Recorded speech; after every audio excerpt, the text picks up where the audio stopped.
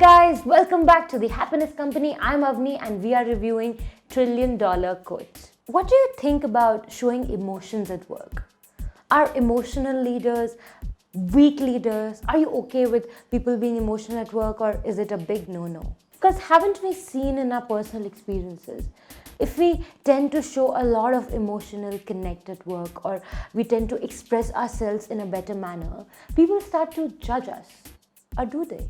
Ironic to our personal experimental ideas and beliefs about displaying emotions at work, Bill Campbell believed that effective leaders are not afraid to show their emotions. It is a common belief that people who put their emotions on display at work are not that competent. But that is a fallacy. Bill was always famous for his warmth and informality, and people loved him for that. He gave his colleagues bear hugs, had breezy and often a profane way of talking. More importantly, he would drop everything to help out people if they were in need. For example, when Steve Jobs was incapacitated with cancer, he would go and visit him in the hospital every day. Showing that you care for the people you work with is a telltale sign of an effective leader. Showing our emotions at work might seem like a scary proposition. But don't worry, you don't have to go all the way like Bill to pull it off. In fact, there are simpler ways to create a more open, accepting and friendly environment. Especially in India, we tend to not show our emotions at work. We tend to keep a layer between our work and ourselves. We see it as a sign of weakness, but we need to understand that it's not.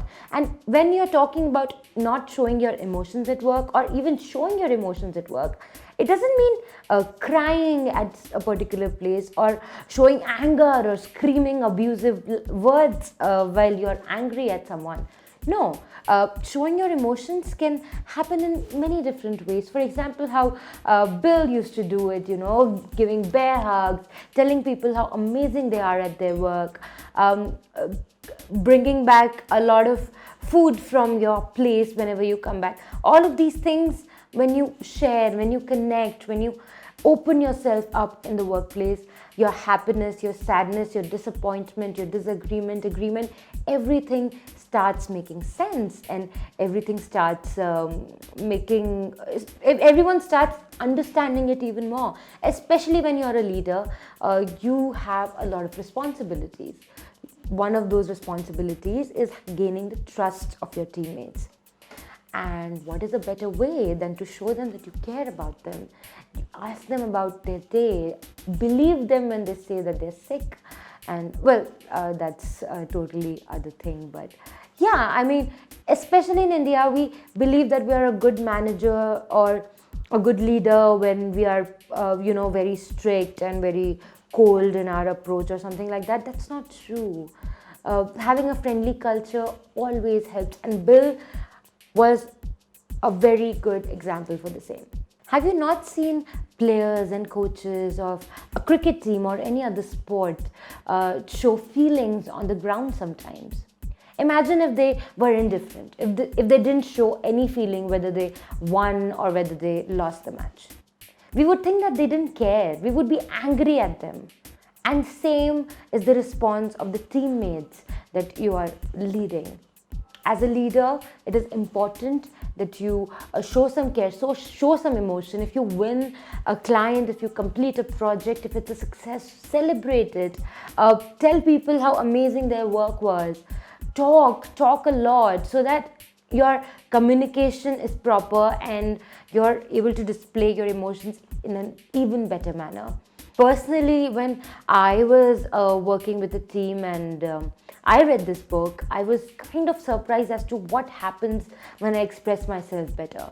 What happens when I start to talk to my team about their day, because that's not important, right? That's not work. Why should I even care to do it? But this book somewhere influenced me to do so, and I gave it a try.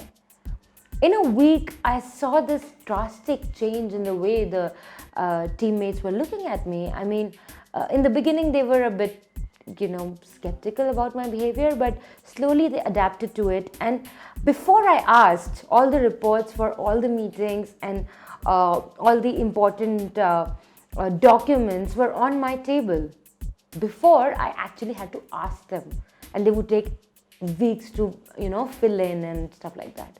I mean, they were working with a more dedicated approach towards the company, and that needs to be shown. You need to show some dedication towards the company, the team, and your work.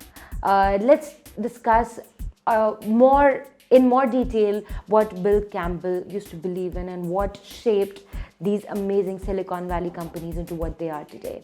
Thank you so much for watching, and stay tuned for our next video.